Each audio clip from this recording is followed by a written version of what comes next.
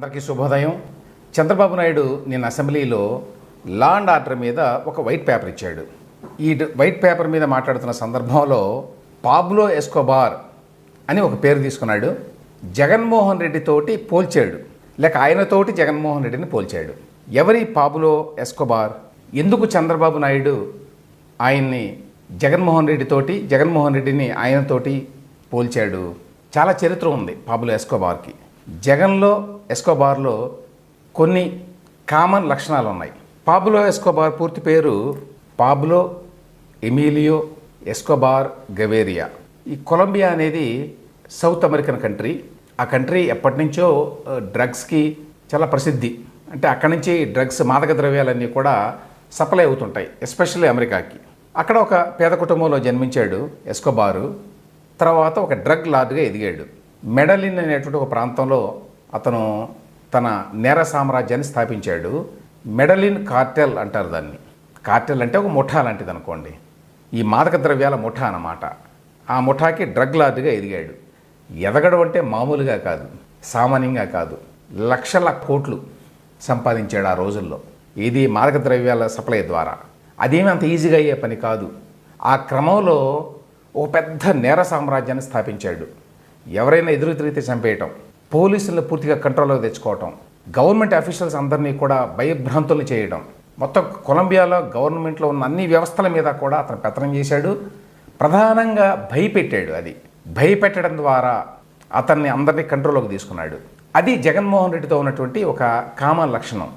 అంటే వ్యవస్థలో ఉన్న వాళ్ళందరినీ కూడా భయపెట్టి తన అదుపులోకి తెచ్చుకోవటం. ఇప్పుడు ఆంధ్రప్రదేశ్లో చూసాం కదా, మరి ఎంతో కాలంగా ఐఏఎస్ ఐపీఎస్ అధికారులు ఎంతో కొంత స్వతంత్రంగా వ్యవహరించేవాళ్ళు, కనీసం అడ్డగోలు పనులు చేయడానికి నిరాకరించేవారు.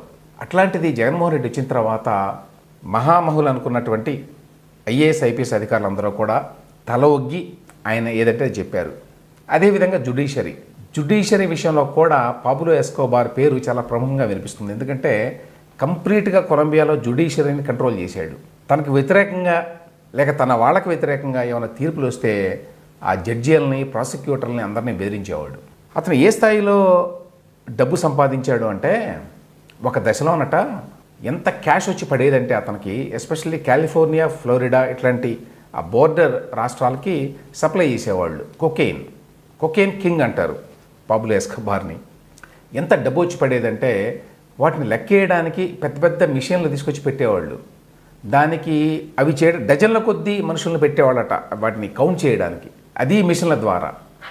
ఒక దశలో ఒక లెక్క ఏమిటంటే ఏనాడు ఇది 70వ 80వ దశకాలు. ఎందుకంటే అతను 93లో అనుకుంటాను అతను చంపేశారు. సో 70-80 దశకాల్లో అతని హవా నడిచింది.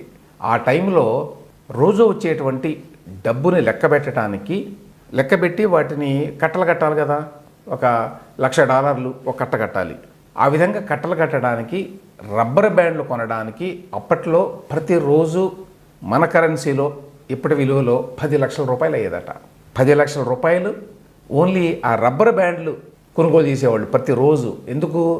కట్టలు కట్టడానికి వచ్చిన డబ్బుని. అంత క్యాష్ రూపంలో వస్తుంది కదా.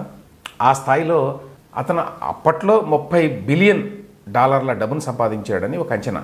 ఇవాళ అది ఒక 80-90 బిలియన్ ఉంటుంది. ఈ విషయంలో కూడా జగన్మోహన్ రెడ్డితో పోలికొంది. అంటే విపరీతంగా డబ్బు సంపాదించాలి అని ఒక మేనియాతోటి చేశాడు అతను కూడా చిన్నప్పుడు అంటే పేదరికంలో ఉన్నాడు. అందువల్ల బహుశా ఆ కోరిక చాలా ఎక్కువ ఉండేది. బాగా డబ్బు సంపాదించాలి, ఇంకా సంపాదించాలి అని. ఆ విధంగా అంతులేని సంపద ఉండేది. అతనికి ఎంత డబ్బు ఉందో అతనికే తెలియదు ఒక దశలో. జగన్మోహన్ రెడ్డి పరిస్థితి కూడా అదే. 2004కు ముందు వైఎస్ రాజశేఖర రెడ్డి చాలా ఇబ్బందులు పడ్డారు ఆర్థికంగా. అంతకుముందు ఆయన మరి చాలాసార్లు ఎమ్మెల్యేగా గెలిచాడు. అతని కుటుంబం మరీ అంత పేదరికంలో ఉన్న కుటుంబం కాదు వైఎస్ రాజశేఖర రెడ్డిది. అయినా కూడా రాజకీయాలకు వచ్చిన తర్వాత ఒక స్థాయిలో డబ్బు లేకపోతే మెయింటైన్ చేయడం చాలా కష్టం. అందులో ఆయన చాలా ఫ్యాక్షన్ లీడర్గా ప్రసిద్ధి చెందిన వ్యక్తి రాజశేఖర రెడ్డి. అంటే చాలామందిని మెయింటైన్ చేయాలి, తను ఒక్కడికే కాదు, తన వాళ్ళకు కూడా అతను మరి చూసుకోవాలని. ఆ దశలో 2004 వచ్చే నాటికి అన్ని రకాలుగా ఇబ్బందుల్లో ఉన్నాడు ఆర్థికంగా. బహుశా అది చూసిన తర్వాత జగన్మోహన్ రెడ్డికి అంతులేని డబ్బు సంపాదిస్తే కానీ మనం నిలదొక్కుకోలేం అనేటువంటి ఒక అభిప్రాయం ఏర్పడి 2004లో ఎప్పుడైతే వైఎస్ రాజశేఖర రెడ్డి అధికారంలోకి వచ్చాడో ఆనాటి నుంచి రెండు చేతులతోటి ఎడాపెడా సంపాదించేశాడు. గతంలో ఎన్నడూ లేని విధంగా ఏ రాజకీయ నాయకుడు ఏ రాజకీయ పార్టీ చేయని విధంగా చేశాడు అతను కాంగ్రెస్లో ఉండగానే. ఇక ఆ తర్వాత సొంత పార్టీ పెట్టుకున్న తర్వాత ఇంకా అడ్డే ఉంటుంది. అందులో 2019-24 మధ్యకాలంలో కూడా డబ్బు సంపాదన మీద చాలా దృష్టి పెట్టి ఆ లిక్కరు ఇసుక ఇవన్నీ భయానకంగా సంపాదించారు. అందులో గతంలో ఉన్న డబ్బు కాకుండా గతంలోనే అంతులేని డబ్బు ఉందని చెప్తారు. ఎందుకంటే అనేక కంపెనీల్లో వాటాలు తీసుకున్నాడు ఆయన, అనేక చోట్ల భూములు తీసుకున్నాడు, ఎప్పుడూ వాళ్ళ నాన్న ముఖ్యమంత్రిగా ఉండగానే. సో ఆ రకంగా అంతులేని డబ్బు అప్పటికే ఉంది. ఆ విషయంలో కూడా పాబ్లో ఎస్కోబార్కి జగన్మోహన్ రెడ్డికి చాలా పోలికలు ఉన్నాయి. తర్వాత వ్యాపారం ఒక స్థాయికి వచ్చిన తర్వాత విపరీతంగా అతను సంపాదన మొదలుపెట్టిన తర్వాత అతని నేర సామ్రాజ్యం విస్తరించిన తర్వాత న్యాచురల్గానే కొలంబియన్ గవర్నమెంటు అతని మీద దృష్టి పెట్టి అతను అణిచేయాలని చాలా విశ్వ ప్రయత్నం చేసింది. అయితే వాళ్ళ ప్రయత్నాలని అతను తన క్రిమినల్ యాటిట్యూడ్ తోటి ఎదుర్కొన్నాడు. అంటే ఎవరైతే గవర్నమెంట్లో తనకి వ్యతిరేకంగా మాట్లాడుతున్నారో వాళ్ళని టార్గెట్ చేయటం, వాళ్ళని అసాసినేట్ చేయించటం, అంటే ప్రెసిడెన్షియల్ క్యాండిడేట్స్ని కూడా హత్య చేయించాడు అతను. ఏదో చిన్న చిన్న వ్యక్తులు కాదు, ఆ దేశ రాష్ట్రపతి, అక్కడ ప్రెసిడెన్షియల్ ఫార్మ్ ఆఫ్ గవర్నమెంట్ ఉంది, మనకు ప్రధానమంత్రిలాగా అక్కడ రాష్ట్రపతి ఉంటారు. ఆ రాష్ట్రపతి ఎన్నికల్లో నిలబడిన వాళ్ళు తనకు వ్యతిరేకం అనుకుంటే వాళ్ళని చంపేశాడు. ఆ తర్వాత పోలీసు అధికారులు కూడా కింద నుంచి పై వరకు అందరినీ తన గుప్పిట్లో పెట్టుకున్నాడు. కాదు అన్న వాళ్ళని కిరాతకంగా చంపేశారు, మామూలుగా కాదు. ఇక జ్యుడిషియరీలో ఏ స్థాయిలో చేశాడంటే తనకి వ్యతిరేకంగా తీర్పులు చెప్పారు అని చెప్పి సుప్రీంకోర్టుని, కొలంబియన్ సుప్రీంకోర్టుని ధ్వంసం చేయడానికి పథక రచన చేసి ఒక లెఫ్టిస్ట్ గెరిల్లా సంస్థ ఉంది M9 అని కొలంబియాలో, వాళ్ళకి డబ్బులు ఇచ్చి వాళ్ళకి అన్నీ సప్లై చేశాడు, హెలికాప్టర్లు అన్నీ. వాళ్ళు హెలికాప్టర్ల మీద వెళ్ళి కొలంబియన్ సుప్రీంకోర్టు, దాని పేరు ప్యాలెస్ ఆఫ్ జస్టిస్, చాలా బ్రహ్మాండమైన బిల్డింగ్ అది. అంటే అంతకుముందు మరి అది స్పానిష్ వలస రాజ్యం కొలంబియా. సో ఆ స్పానిష్ ఆర్కిటెక్చర్ తోటి చాలా బ్యూటిఫుల్ బిల్డింగ్స్ ఉంటాయి కొలంబియాలో. ఆ ప్యాలెస్ ఆఫ్ జస్టిస్ మీద హెలికాప్టర్ నుంచి దిగి ఇష్టారాజ్యంగా కాల్పులు జరిపి 100 మందికి పైగా అక్కడ లాయర్లు కానివ్వండి, కోర్టులో పనిచేసేవాళ్ళు కానివ్వండి చంపారు. 11 మంది న్యాయమూర్తులు కూడా చంపారు. సగానికి సగం సుప్రీంకోర్టు న్యాయమూర్తులు ఆ ఒక్క ఘటనతో అంతమైపోయారు. సో ఆ స్థాయిలో టెర్రర్ క్రియేట్ చేశాడు. ఆ విషయంలో కూడా జగన్మోహన్ రెడ్డికి పోలికుంది. అంటే జగన్మోహన్ రెడ్డి తన రౌడీలను పంపించి అందరినీ చంపేశాడని కాదు, అట్లా చేయలేదు. అతను రాజకీయాలని ఒక సాధనంగా వాడుకున్నాడు. ఎందుకు? జ్యుడిషియరీని పరోక్షంగా ఇన్ఫ్లుయెన్స్ చేయడానికి, భయపెట్టడానికి ట్రై చేశాడు. ఎందుకంటే అంతకుముందు ఎప్పుడూ కూడా మనకి న్యాయమూర్తులు ఏదైనా తీర్పు చెప్తే సోషల్ మీడియాలో అంత ఓపెన్గా బహిరంగంగా అంత భయం లేకుండా తిట్టడం లేదు గతంలో. అప్పటి నుంచే మొదలైంది. 2020లో అనుకుంటాను, అమరావతి విషయంలో కేసులో ఇచ్చిన తీర్పు తర్వాత బీభత్స భయానకంగా తిట్టారు న్యాయమూర్తుల్ని, హైకోర్టు న్యాయమూర్తుల్ని. అంత ధైర్యం గతంలో ఎప్పుడూ ఉండేది కాదు. పాబ్లో ఎస్కోబార్ స్థాయిలో క్రిమినల్ యాక్టివిటీ జగన్మోహన్ రెడ్డి చేయలేదు, కానీ పోలికలు చాలా దగ్గరగా ఉన్నాయి. ఒక దశలో ఏమైందంటే అతని మీద మిలిటరీ ఆపరేషన్ చేశారు కొలంబియన్ గవర్నమెంట్. దీనికి తోడు అమెరికా నుంచి కూడా ఒత్తిడి ఎక్కువైంది.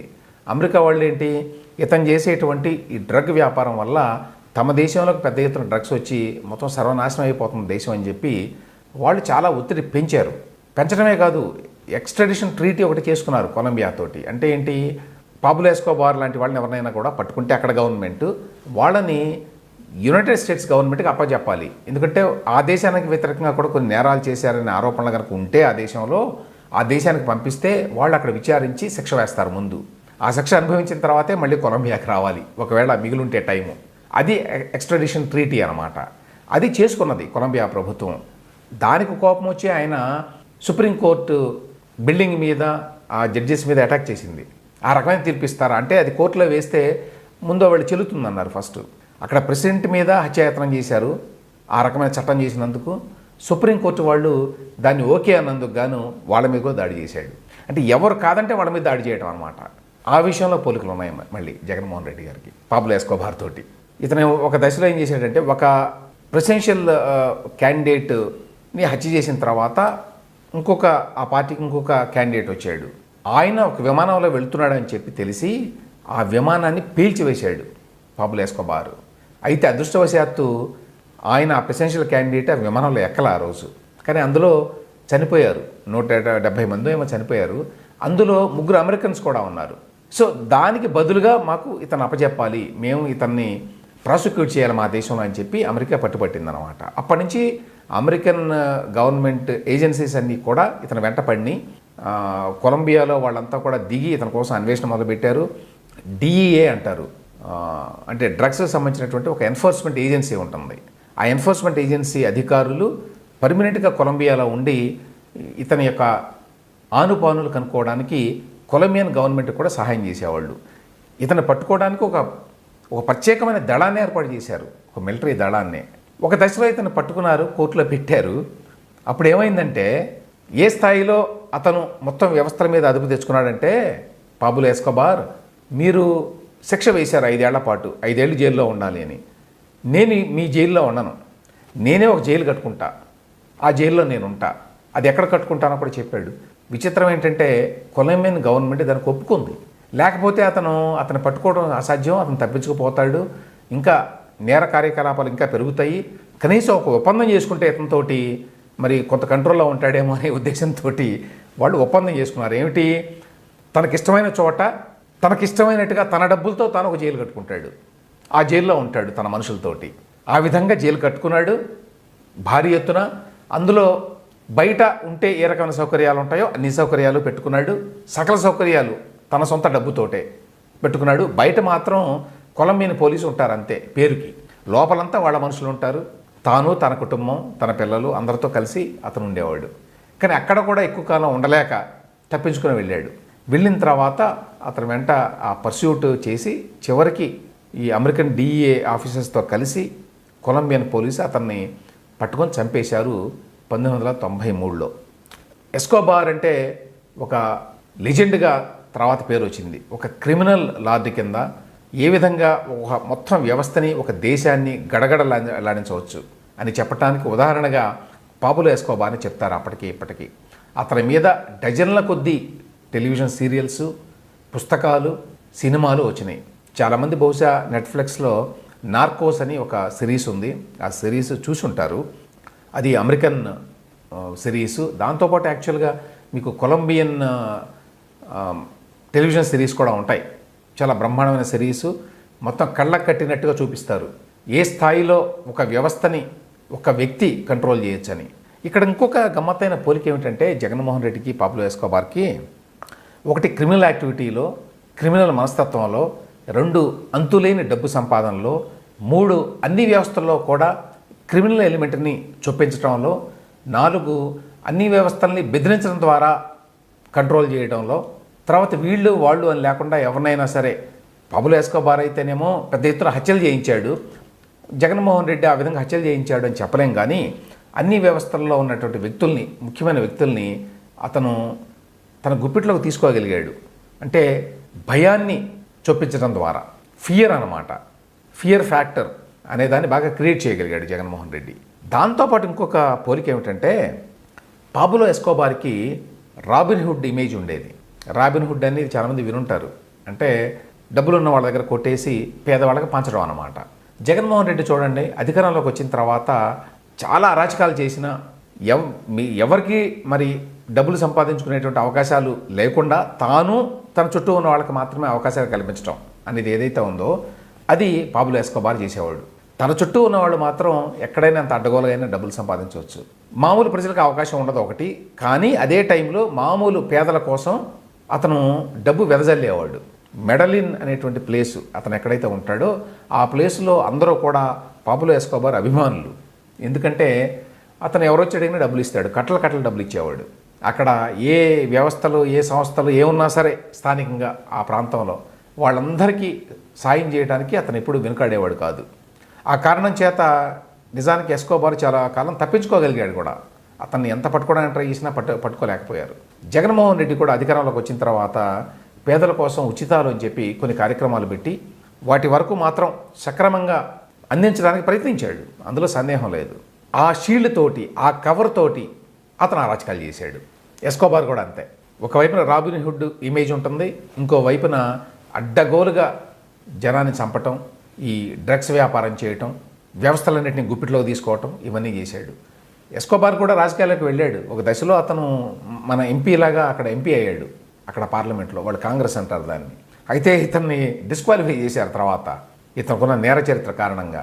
ఇక్కడ జగన్మోహన్ రెడ్డి గారికి కూడా నేర చరిత్ర ఉన్నది, కోర్టులో కేసులు ఉన్నాయి, కానీ డిస్క్వాలిఫై అయితే చేయలా ఇంకా. అంటే ఆ విషయంలో మనకంటే కొలంబియాలోనే కొంచెం ఫాస్ట్గా న్యాయ వ్యవస్థ, శాసన వ్యవస్థ పనిచేసినాయి. అక్కడ మరి అతను చంపుతాడని తెలిసి కూడా చాలామంది అతనికి ఎదురుగా నిలబడి పోరాడారు. చాలామంది అతను జర్నలిస్టులను కిడ్నాప్ చేశాడు, పత్రికాధిపతులను చంపేశాడు, మిలిటరీ అఫీషియల్స్ని చంపేశాడు, పోలీస్ అఫీషియల్స్కి గడగడలాడించాడు, పాలిటీషియన్స్ అయితే అతని పేరు చెప్తే భయపడేట్టు చేశాడు. అయినా కూడా చాలామంది పాలిటీషియన్లు, చాలామంది పోలీస్ అఫీషియల్స్, చాలామంది జర్నలిస్టులు అతనికి వ్యతిరేకంగా చాలా పెద్ద పోరాటమే చేశారు. దురదృష్టవశాత్తు ఆ విధంగా జరగల ఆంధ్రప్రదేశ్లో. కానీ ప్రజలే చివరికి జగన్మోహన్ రెడ్డి గారిని ఓడించారనుకోండి ఎన్నికల్లో. పాబులో ఎస్కోబార్ స్థాయిలో నేరాలు చేశాడు జగన్మోహన్ రెడ్డి అని అంటే అది అన్యాయం. కానీ పాబులో ఎస్కోబార్కి జగన్మోహన్ రెడ్డికి చాలా పోలికలు ఉన్నాయి, ఆ ఎలిమెంట్స్ అన్నీ జగన్మోహన్ రెడ్డి గారిలో ఉన్నాయి అని చెప్పడంలో మాత్రం ఎటువంటి సందేహం లేదు.